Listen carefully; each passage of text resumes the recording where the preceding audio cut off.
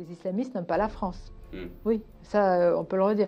Les écologistes radicaux, c'est ce que j'essayais de dire, c'est par leur volonté de déconstruire, de déboulonner, évidemment, et de mettre à sac notre histoire et de n'y voir que, évidemment, tout ce qui est négatif, tout ce qui est sombre, alors que l'histoire de France n'est pas celle-là, qu'elle est faite aussi de lumière, de complexité et de nuances. Les progressistes, j'ai pas pu l'écrire, je sais pas ce que ça veut dire. Je déteste ce mot de progressisme. Le mot valise. Ah, mais ça, alors, ça veut tout dire et rien dire. Je l'ai pas écrit ainsi.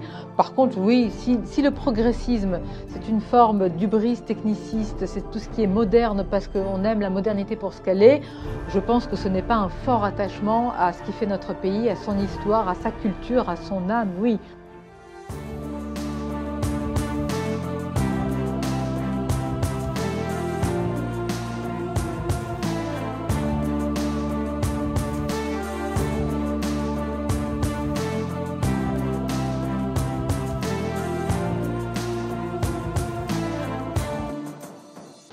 Bonjour Sonia Mabrouk. Bonjour. Merci beaucoup d'avoir accepté notre invitation. Vous êtes journaliste sur CNews, mais également sur Europe 1. Je pense que la plupart des lecteurs, auditeurs, spectateurs de Boulevard Voltaire vous connaissent déjà. Vous avez publié un livre, Reconquérir le sacré, aux éditions de l'Observatoire. C'est un livre presque une prise de risque, en fait. Parler de sacré en France en 2023, dans la République laïque, une République dont la laïcité est attaquée par des courants, des courants islamistes notamment, attaquée aussi par la postmodernité. Au fond, c'est une prise de risque, Sonia Mabrouk, que de parler de sacré en France au XXIe siècle. Oui, c'est pas fou d'avoir. Il y avait un papier qui disait quelle mouche l'a piqué pour parler de ce sujet. Moi, je pense qu'il a rien d'anachronique, au contraire. C'est l'une des questions stratégiques et névralgiques d'aujourd'hui. Et le titre Reconquérir le sacré, pour moi, c'est au moins reconsidérer la question du sacré, y réfléchir. Et vous avez raison.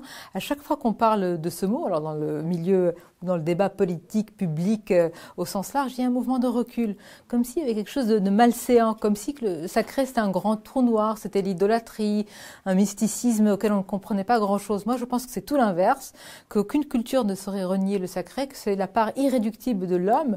Et j'insiste, il faut vraiment, enfin je pense très sincèrement qu'il faut le reconsidérer, et que de ne pas le faire, c'est aller vers des jours encore plus malheureux que ceux que l'on vit avec les fractures aujourd'hui, plus largement qu'en France. Vous dénoncez l'approche ultra-rationaliste en fait de notre société, où finalement tout ce qu'on ne connaît, tout ce qu'on ne peut pas expliquer, eh bien on le bannit. Finalement, c'est cette société du tout contrôlé en fait que vous dénoncez. Oui, c'est exactement ça. Alors il y a deux écueils selon moi. L'économisme, c'est le chiffre par le chiffre pour le chiffre, et puis l'hygiénisme, c'est-à-dire c'est une société pour laquelle il faudrait tout simplement exclure le risque. C'est le zéro risque, et quand on exclut le risque, on exclut aussi finalement la finitude, c'est-à-dire l'homme n'a plus de limites, les limites ordinaires sont gommées, effacées, elles sont bannies. Or, l'homme est un animal ritualisé, il a besoin de cérémonial, il a besoin de ce que Saint-Exupéry appelait le nœud qui noue tout. Et si vous n'avez plus ça, bien vous avez un homme qui ne fait plus la différence entre le profane et le sacré. D'ailleurs, c'est un petit peu ce qui nous arrive collectivement aujourd'hui, d'ailleurs dans la vie de la cité, là où on vit, il n'y a pas de césure, il n'y a pas de rupture. Parfois je dis qu'on rentre dans une église comme on rentre dans un supermarché, on va dans un lieu sacré de la République, si je puis dire, un haut lieu de la mémoire nationale comme on rentre au cinéma. Eh bien non, le sacré impose une rupture et ça participe, vous savez, d'une course à l'horizontalité. C'est-à-dire il faut tout simplifier, il faut tout faciliter. C'est pour ça d'ailleurs qu'on enlève l'estrade pour le professeur. Bon là j'extrapole un petit peu. C'est l'égalitarisme, c'est oui. Parce que ça fait cool. Eh ben non, le sacré impose des interdits, impose des barrières, impose certaines limites. Et je pense que ce sont ces limites-là qui apportent du confort et pas de la frustration, contrairement à ce qu'on nous dit. Vous avez parlé on va revenir d'ailleurs sur ce que vous pensez du catholicisme, puisque c'est intéressant, d'autant que pour une femme, une journaliste d'origine tunisienne, de culture musulmane comme vous, c'est toujours intéressant de lire justement ce point de vue à la fois extérieur et pas tant extérieur que ça, en fait, au catholicisme. Il y a un fait d'actualité qui a été assez marquant d'ailleurs, qui révèle un petit peu justement cette fracture, c'est, vous connaissez le chanteur Bilal Hassani, il devait se produire dans une église, alors désacralisée depuis de nombreux siècles déjà en Moselle. Le concert a été annulé suite à des pressions de militants, ce qu'on appelle des ultra-catholiques, ou en tout cas des militants catholiques. Énorme polémique évidemment. Alors, église désacralisée depuis 500 ans, mais certains disent c'est aussi une église qui date d'avant Attila, qui a survécu à l'invasion d'Attila, là où des centaines de générations se sont succédées pour prier, célébrer, etc. Est-ce que finalement on touche pas à la limite? Faut-il tout autoriser? Faut-il garder justement une dimension sacrée dans ces bâtiments, alors même que la religion catholique, que l'Église catholique a déclaré que cet établissement était bien un lieu de culte? Est-ce que l'histoire est sacrée, en fait? Vous faites bien de rappeler que c'est l'Église catholique qui a quand même, qui a finalement retiré toute cette part de sacralité et de transcendance. Moi, dans le livre, je parle d'un monument. C'est une cathédrale qui se trouve à Carthage, la cathédrale Saint-Louis, et j'évoque mon malaise et même plus, parce que j'y vois même une forme de confiscation en réalité quand cette cathédrale a été transformée, donnant lieu à des concerts, fussent-ils magnifiques. Et probablement que, évidemment, je connais pas toute l'œuvre de Monsieur Bilal Al-Hassimi, mais que ça doit être évidemment très plaisant. Moi, je pense quand même qu'il faut sanctuariser ces lieux-là. Ça participe de ce que je vous ai dit, mais alors finalement, tout est profane, tout est pareil. Il n'y a pas cette lecture finalement et cette prise en compte de ce qu'a été un lieu. Et même des pierres, même des ruines aujourd'hui peuvent avoir un caractère sacré, et même si vous estimez que le lieu n'est plus en lui-même un lieu de culte, il renferme à travers ce qu'il a été quand même quelque chose de cette mémoire-là. Moi, j'appelle à une forme de sanctuarisation, même si vous pouvez transformer un lieu. Alors évidemment, je pense que exceptionnellement, des artistes peuvent s'y produire, c'est pas un sujet, mais de le faire de manière permanente, je pense que c'est travestir véritablement et le lieu et ceux qui s'y rendent. Vous avez aussi parlé d'une autre cathédrale, Notre-Dame de Paris. L'incendie de la cathédrale Notre-Dame de Paris, c'est un petit peu entendu à la rédaction, c'est un petit peu notre 11 septembre à nous quelque part.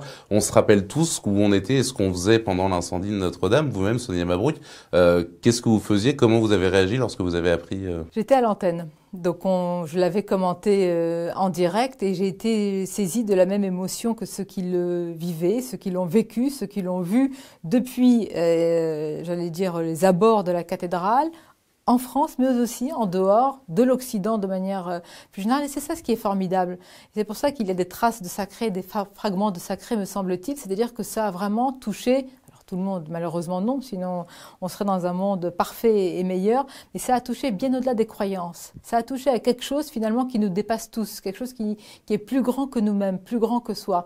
Et c'est ça le sacré, c'est cette part irréductible-là. Et moi j'y ai vu véritablement un signe, alors je dis pas un signe de décadence, etc. Non, j'y ai vu finalement une alerte par rapport à ce que nous sommes en train de laisser passer, à laisser filer, c'est-à-dire eh bien le fait qu'on considère plus que tout soit sacré, le fait qu'on ne se dise plus qu'on a des limites aujourd'hui, le fait que l'homme ne voit plus sa finitude.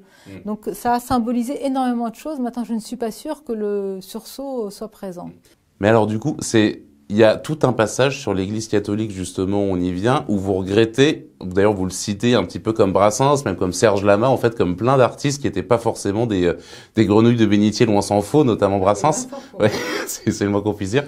D'où vous vient justement cette défense de la messe en latin, en fait? Mais j'y tiens, et d'ailleurs c'est intéressant parce que dans le livre c'est à la fois, je dis pas ça pour l'équilibre, mais ça va vous éclairer sur cet attachement, c'est à la fois la messe en latin, mais aussi les chants du muezzin, que j'ai l'habitude d'entendre dans ma Tunisie natale ou ailleurs quand je fais des déplacements, notamment en Égypte, au Caire ou à Istanbul, en Turquie. Mais c'est si vous voulez, c'est ce qui vient du fond des temps. C'est-à-dire c'est quelque chose qui vous prend et qui vous caresse le cœur. D'ailleurs, quand on me demande pourquoi, eh bien parce que je sens qu'il y a une défense à avoir par rapport à un patrimoine qui est liturgique, qui était aussi historique, et la messe en latin eh bien, me fait penser à cela. Et je reviens à ce que j'ai dit tout à l'heure, c'est cette course à la facilité, c'est-à-dire que la messe en latin, c'est compliqué, donc il faut évidemment l'abolir. Ben, je crois que non, je crois que cette recherche de la complexité nous permet de rester reliés à ce patrimoine, et ce sont les suites aussi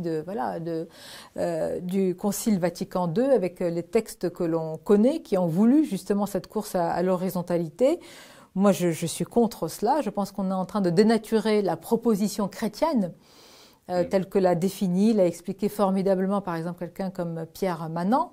C'est-à-dire qu'aujourd'hui, la proposition chrétienne voudrait embrasser tout le monde, notamment l'autre. Alors c'est bien l'autre, évidemment, il faut être ouvert et l'accueil de l'autre est quelque chose d'essentiel, mais fondamentalement, la proposition chrétienne, c'est aussi l'histoire. l'histoire qui est celle du christianisme, et l'Europe devient à l'inverse une sorte de, j'allais dire, de tout qui doit embrasser tout le monde. Donc voilà, j'appelle à revenir à l'essence, si je puis dire, hein, c'est un large défi, l'essence de la proposition chrétienne, et ça passe aussi par des petits cailloux sur le long chemin qui est le respect et l'attachement à la messe en latin. Ça a provoqué des cris d'orfraie que j'ai du mal à comprendre, je ne suis pas naïve, mais je trouve au contraire que c'est un attachement et qu'il serait sain de le rappeler. J'ai voulu le rappeler alors que je suis ni de cette culture, ni de cette éducation. Ce n'est pas, voilà, ce n'est pas mon milieu, mais j'y attache quelque chose de très particulier. Du coup, vous êtes pas spécialement croyante, vous n'êtes pas chrétienne. Qu'est-ce qui vous attache, enfin je ne crois pas, qu'est-ce qui vous attache justement à la spiritualité? Croyante, je le suis. Croyante, vous l'êtes, oui, c'est vrai, oui. Qu'est-ce qui vous attache justement à ces églises? Qu'est-ce qui vous attache finalement à ces... Qu'est-ce que vous voyez de sacré vraiment dans les lieux de culte chrétiens catholiques? C'est leur dimension historique, c'est leur dimension patrimoniale. D'abord, dimension historique, patrimoniale, mais c'est charnel. Je veux dire, c'est une présence aussi à travers les villes, les villages, les petites communes de France. Moi, j'ai appris à aimer la France par les livres, par la lecture, par la littérature. Et dans la littérature, vous pouvez pas gommer, eh bien, ce que vous voyez, les églises, les clochers, etc. Ça fait partie d'un paysage, d'une histoire, d'une liturgie, d'une beauté aussi qui est là, et je n'ai jamais compris, enfin j'ai compris évidemment que le débat est piégeux et piégé, mais je n'ai jamais compris pourquoi il fallait ne pas parler des racines chrétiennes et chrétiennes de la France. Moi j'ai aucun problème à parler en Tunisie de l'identité qui est la mienne, de la culture, de l'éducation religieuse que j'ai reçue. J'ai un profond respect pour les croyants et pour les personnes athées, mais enfin, il faut pouvoir parler d'une histoire et rappeler que oui, il y a des valeurs chrétiennes. Ça part, en fait, je suis presque, je trouve trop simpliste ce que je suis en train de dire, tellement ça paraît évident. Non, mais ça paraît évident, mais malheureusement, on a besoin de le rappeler aussi. Et donc, moi, cet attachement, pour moi, ce n'est pas être conservateur. Et c'est ça où le débat est un petit peu, si vous voulez, aujourd'hui piégé, parce qu'on vous dit c'est du conservatisme. Mais non, vouloir que certaines choses demeurent, c'est pas du conservatisme, ça me paraît évident. Vous savez, c'est cette fameuse, j'adore ce slogan des Chartreux. Sur une bouteille de Chartreuse, vous pouvez lire la croix demeure pendant que le monde tourne. Bon, bah, c'est magnifique. On peut avoir envie que certaines choses demeurent, que la croix demeure et le monde continue de tourner frénétiquement. Et après la chute de l'Empire romain, de 5 républiques, exactement, de plusieurs monarchies, eh bien, l'Église est encore là. Oui, Alors c'est vrai que parfois, elle tourne le dos elle-même à ce qui est sacré, à ce qui devrait être, je veux dire, ses fondamentaux, comme la messe en latin, parce que parfois les premiers défenseurs de ce qui devrait faire aujourd'hui le socle de l'Église, on ne les trouve pas souvent. Vous avez assisté à une messe en latin déjà? Et non, j'aimerais bien. Je les ai écoutées et j'en ai vu, j'ai suivi une sur le net. Mais voilà, ça, si vous voulez, il y a une sorte de reconnexion. Ça m'a fait le même effet que lorsque, enfant, je suis rentrée pour la première fois dans cette cathédrale Saint-Louis dont je parle. J'avais pas forcément conscience à mon âge, à l'époque, c'était quelque chose de monument cathédrale, quelque chose qui renvoyait à la religion. Mais dès que je suis rentrée, j'ai ressenti charnellement une césure entre l'extérieur et l'intérieur, entre le monde frénétique et puis le silence, entre l'abondance et la frugalité. Voilà, il y avait, et puis c'était une reconnexion avec soi, pas forcément avec ce qui habite le ciel, Dieu ou autre en fonction de vos croyances. Et c'est cette verticalité, qui n'est pas forcément un ordre religieux, eh bien, qui me permet de dire avec facilité aujourd'hui que je tiens à la défense de cette civilisation et de ses atours aujourd'hui. Au fond, c'est la réponse à tous les maux, presque la réponse à tous les maux du siècle, que ce soit le progressisme, l'islamisme ou toutes ces choses qui nous attaquent. Au fond, le retour au sacré, le refuge dans ce qu'on appelle l'exil intérieur, finalement, c'est une réponse assez universelle. Oui, vous avez raison. Alors, je ne veux pas en faire la panacée parce que ce serait trop simple et simpliste de dire qu'avec un seul bouclier, on peut finalement éviter toutes ces flèches mortifères. Oui, mais on s'en prive, justement. Ce que vous dites, c'est que l'Occident s'en prive, en fait. Mais c'est même pas... Il s'en prive, on a tendance à moquer cette notion, à la ringardiser. Bon, alors, la première chose qu'on vous dit, c'est le sacré, c'est le religieux. Non, d'abord, c'est faux. Mais même si ça l'est en partie, c'est pas grave. Mais le sacré n'est pas forcément le religieux. Les religions on ne devrait pas avoir le monopole de l'administration du sacré, mais les religions sont voraces. Donc, elles se sont emparées du sacré en disant, c'est le mien, mais au départ, le sacré était païen.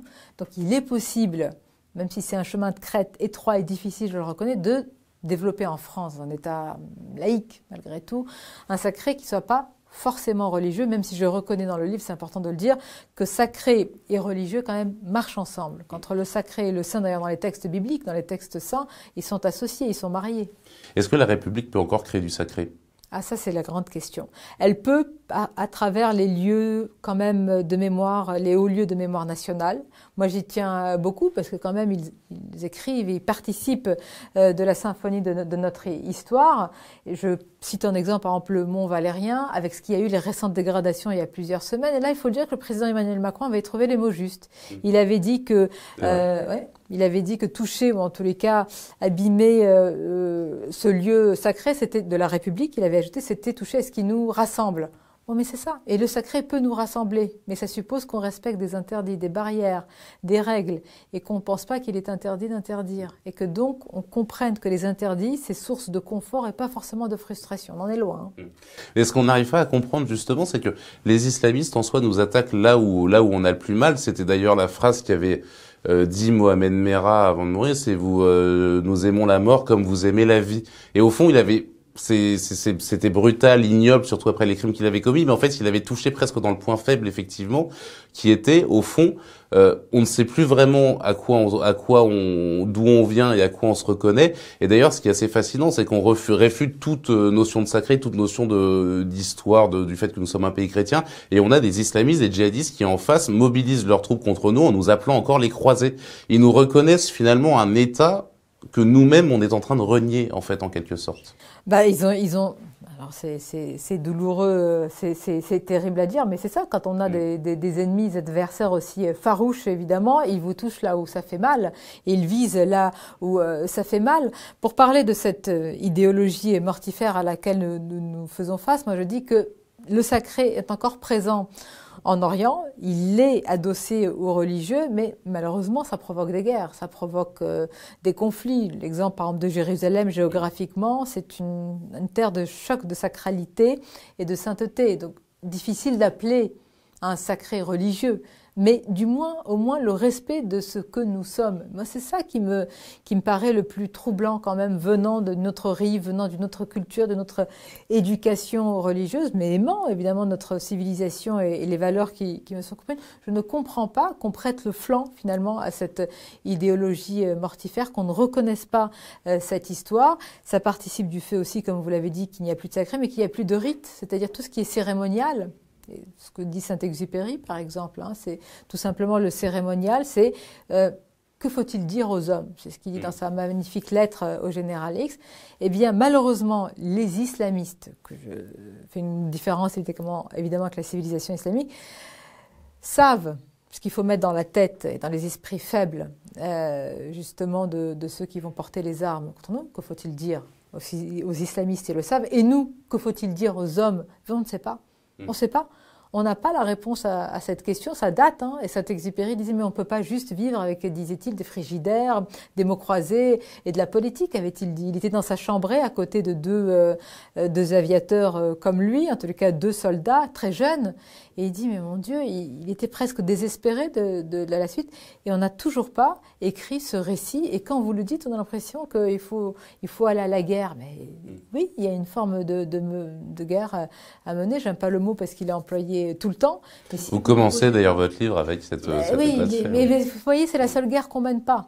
Si on est en guerre contre le Covid, on est en guerre contre tout, mais la guerre avec véritablement les chocs que nous avons subis, on la mène pas vraiment, avec un contre-projet. Il y a quelque chose d'ailleurs d'assez fascinant dans l'histoire de France récente, c'est que lorsque la Troisième République est entrée en guerre en 1914, c'était quelques années après la loi de séparation de l'Église et de l'État, tous les religieux avaient été exilés, avaient été contraints de fuir le pays, et ils ont été rappelés au bout de quelques mois, parce qu'en fait, finalement, lorsque vous avez des soldats qui meurent dans les tranchées et qui savent plus pourquoi ils meurent, eh bien, en fait, même la République laïque, anticléricale a compris qu'en fait, ces hommes-là avaient besoin de Dieu, avaient besoin, en tout cas, qu'on leur parle de transcendance et de verticalité. Et la laïcité, c'est ça, c'est pas le laïcisme. Et il suffit d'écouter les discours des responsables politiques. On les interviewe très souvent. Moi, je suis frappée je vous ai cité le président de la République qui l'a évoqué une fois ou quelques fois, mais le mot est vraiment, il brûle la bouche. Et à la place, il remplace ça par le mot valeur. Il faudrait tous... Mais... C'était une question que je voulais vous poser, c'est qu'est-ce que sont les valeurs de la République pour vous, Sonia Mabrouk? C'est la question qu'on aime bien poser à tout le monde. Pour tout le monde, c'est un triptyque. Fraternité, égalité, liberté. Mais qu'est-ce que vous mettez derrière ces mots aujourd'hui? Mais franchement, pour moi, malheureusement, c'est devenu la chose la plus molle qui existe. Et les politiques répètent ça en sautant sur comme l'Europe, les valeurs, les valeurs, les valeurs. Mais c'est pour ça qu'on a des gens qui font sécession dans notre pays. Il n'y a rien derrière le mot valeur. Et supposons, l'une des valeurs, la fraternité. Si moi je porte un coup de canif à la fraternité, de quoi je serais coupable? Qu'est-ce qu'il y a comme peine? Il n'y a rien du tout comme amende. Par contre, ce qui est sacré, vous ne pouvez pas y toucher. Parce que ce qui est sacré, sinon, si vous sifflez la Marseillaise, c'est un autre âge, parce que la Marseillaise, c'est sacré. Vous profanez une tombe, c'est sacré, gare à vous. Vous allez cracher sur la tombe du soldat inconnu, ou pire, vous allez faire je ne sais pas quoi, attention, voilà. Et là, c'est du dur. C'est du concret, c'est l'incarné. C'est du concret. Mais malheureusement, hein. D'ailleurs, à force, pardonnez-moi, mais de répéter cela, ils ont complètement vidé ce mot de toute sa substance. Oui, ça sonne creux, en fait. Justement, c'est parce que nos lecteurs sont assez suivent beaucoup l'actualité politique. Vous recevez justement tous les matins des responsables politiques. Est-ce que vous sentez quand même une forme d'incarnation dans ce qu'ils disent? Parce que de l'extérieur, on entend beaucoup de critiques de nos lecteurs. C'est des éléments de langage répétés. Finalement, ça tourne un petit peu dans le vide. On parle aussi de culture générale qui s'est effondrée chez les journalistes, chez les politiques, etc.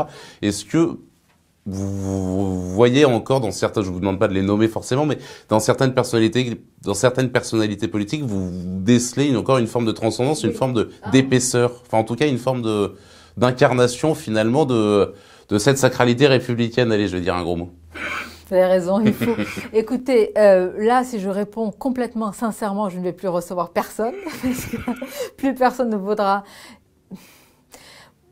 Je pense déjà qu'ils ont, et là pour leur reconnaître quand même, parce que dans un moment de tension tel qu'on le vit avec un anti-parlementarisme, enfin en tout cas les élus quand même sont parfois la cible, je ne voudrais pas donner l'impression de les critiquer sans fond, c'est pas évident, il y a véritablement, voilà, c'est une volonté, pour certains c'est une mission, et pour d'autres il y a quand même, oui, moi vous savez, il y a de droite comme de gauche, hein.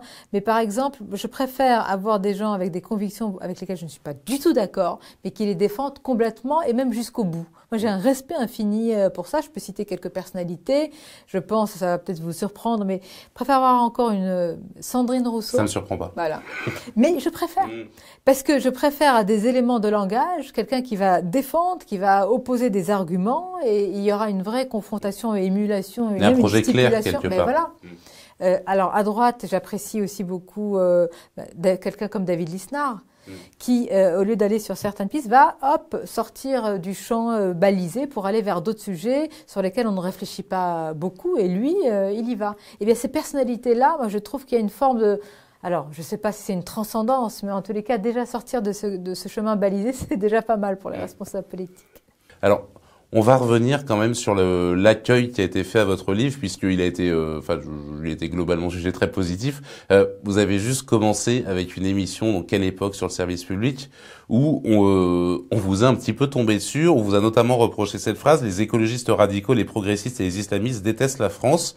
Alors, on a lu votre livre, on n'a pas vu cette phrase, donc on voulait juste revenir avec vous là-dessus. Non, je ne l'ai pas écrite, mais oui, c'est ce que j'ai essayé de dire sur ce plateau. Mais bon, voilà, je suis pas naïve par rapport à la volonté d'aller ou de me faire dire certaines choses. Non, mais cette phrase, oui, oui, les islamistes n'aiment pas la France.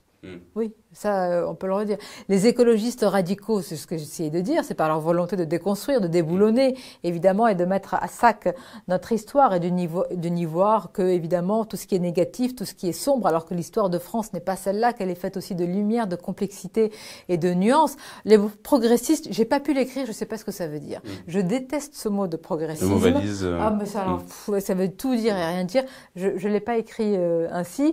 Par contre, oui, si le progressisme néoclassicisme, c'est une forme d'hubris techniciste, c'est tout ce qui est moderne parce qu'on aime la modernité pour ce qu'elle est.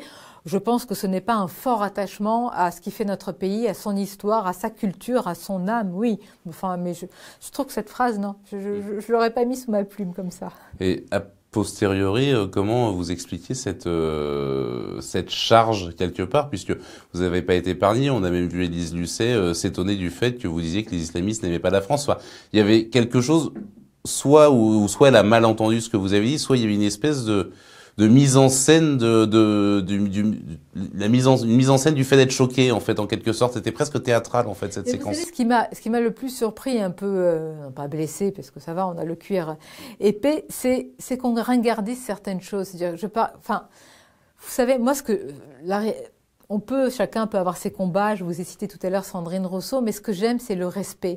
Et je pense qu'il y a même une forme de sacralité dans le respect des idées de l'autre. Et à un moment, je crois que c'est Christophe de Chavannes qui dit, mais est-ce que pardon d'être vulgaire, mais c'est reprendre ce qu'il dit, est-ce que mon tiroir à caleçon, c'est sacré?